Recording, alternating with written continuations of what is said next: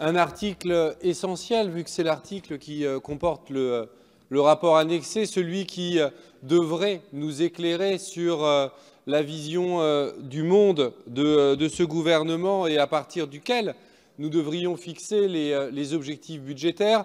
Force est de constater que nous avons fonctionné à l'envers en fixant comme objectif les 2% du PIB avant même de réfléchir à la structure.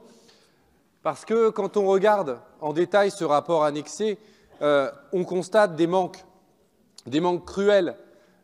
Aucun élément dans ce rapport sur la politique américaine qui est aujourd'hui belligène et s'affranchit, ça a été dit, du multilatéralisme, mais qui est aujourd'hui un fauteur de guerre parce qu'il a besoin de sa puissance militaire pour réassurer sa suprématie qui est aujourd'hui mise en péril par l'émergence de la Chine et le raffermissement de la Chine. Rien non plus sur notre allié turc qui voit sa politique intérieure se durcir vis-à-vis de ses opposants. Et que dire de sa politique extérieure qui aujourd'hui écrase nos alliés kurdes à Afrin?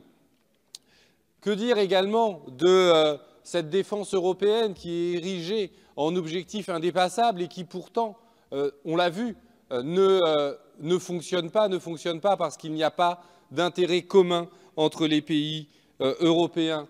Que dire également des manques concernant les questions écologiques, les crises écologiques qui aujourd'hui multiplient les crises, multiplient les déplacements de population et renforcent l'instabilité du monde. Monsieur le Président Mélenchon, vous avez la parole. Vous avez compris que d'une intervention à l'autre, je dessine un projet à la suite de l'intervention de mon ami Bastien Lachaud tout à l'heure. Madame la ministre, vous nous avez dit que si vous évaluez à 2% du PIB les besoins de défense du pays, ce n'est pas parce que cela a été décidé à l'OTAN, mais parce que cela correspond à votre évaluation. Eh bien, tant mieux.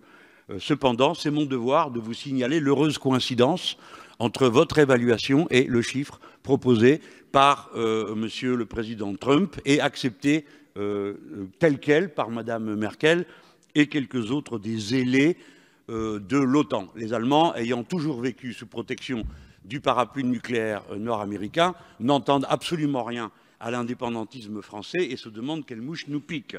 En attendant, la mouche qui nous pique est que nous ne voulons pas être soumis ni entraînés dans les aventures militaires qui sont décidées par les États-Unis d'Amérique. Je ne sais pas si tous les collègues, bien sûr ils le savent, mais se rendent compte de la disproportion des moyens. Lorsque nous parlons du budget de la défense des États-Unis d'Amérique, nous parlons de 620 milliards d'euros. C'est-à-dire qu'à eux tout seuls, ils représentent 50% du total de la dépense militaire du monde et qu'avec leurs alliés, ça fait 80%. À côté de quoi le budget du soi-disant ennemi, c'est-à-dire la Russie, qui se trouve à notre est, est de 50 milliards, c'est-à-dire même pas le 10%. Donc il faut remettre ces choses d'aplomb. Il n'y a aucune raison de continuer à participer à une alliance militaire contre un adversaire qui n'en est pas un. Je ne sais pas de quoi ont besoin les Hongrois et les Polonais et contre qui, mais ce dont je suis certain, c'est que nous n'avons aucun intérêt à y collaborer, dans la mesure où nous avons nos propres obligations que vient de rappeler notre collègue. Je pense à la Calédonie, je pense aussi à la Polynésie française, dont le territoire représente la superficie égale à celle de toute l'Europe, et où nous avons besoin de déployer des moyens de protection et de défense que personne n'assumera à notre place. Après quoi, il me reste pas de temps, donc je vous retrouve à l'article suivant. Oui, mes chers collègues, Madame la Ministre, mon intervention s'inscrira bien sûr dans les pas de ce qu'ont dit avant moi mes collègues Lachaud et Mélenchon. Il s'agira à nouveau de vous convaincre combien cette Europe de la défense, vantée par certains collègues, n'est qu'une chimère en vérité, et s'inscrit en vérité totalement dans le cadre de l'OTAN. C'est pourquoi en vérité il n'y a pas de volonté de s'émanciper de l'OTAN, quel que soit ce que vous en direz. Mais je voudrais rappeler pour la clarté du débat que l'article 42 du traité sur le fonctionnement de l'Union européenne actuel indique à son alinéa 7, je le cite, que les engagements et la coopération dans le domaine de la politique de sécurité et de défense demeurent conformes aux engagements souscrits au sein de l'organisation du traité Atlantique Nord, c'est-à-dire l'OTAN, qui reste pour les États qui en sont membres le fondement de leur défense collective et l'instance de sa mise en œuvre. Je rappelle que sur 22 pays sur les 28 membres de l'Union européenne appartiennent à l'OTAN. Donc l'Europe de la défense, c'est l'OTAN. Et nous revenons là à une difficulté. Je tiens à rappeler qu'il pourrait y avoir des signes, au moins de nos partenaires européens, qui ne s'alignent pas sur les États-Unis, notamment en termes de matériel. Plutôt que d'acheter des F-35, comme le font le Danemark, l'Italie, la Norvège, les Pays-Bas, pourquoi n'achètent-ils pas, par exemple, notre avion Rafale, qui permettrait de donner corps à une réalité? Vous voyez bien qu'il y a là ce qu'on appelle nécessaire, l'obligation d'interopérabilité, en vérité, du matériel que ceux qui font partie de l'OTAN doivent avoir avec le matériel américain. C'est donc là quelque chose de majeur que cet article 2 contourne complètement.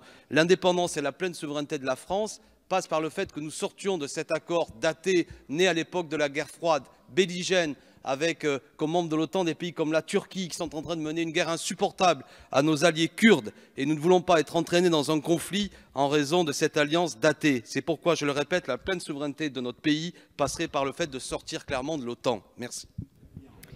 Merci, monsieur. Madame Obono. Merci Madame la Présidente. Je voulais intervenir pour réagir à l'intervention de notre collègue qui justifiait ou qui essayait de justifier le chiffre des 2%, qui est devenu un peu le totem, à l'image des 3% au niveau européen, sous lesquels il faut absolument passer pour avoir son badge de bon élève de la Commission. Là, on a un 2%, on nous explique que c'est parce que c'est la moyenne mondiale, internationale, et donc, nous, on fait pareil. Pourquoi on ne ferait pas mieux ? Puisqu'il semble qu'il faille atteindre ce numéro. On pourrait faire 4%, comme ça on serait encore mieux, plus performant et plus efficace que les autres.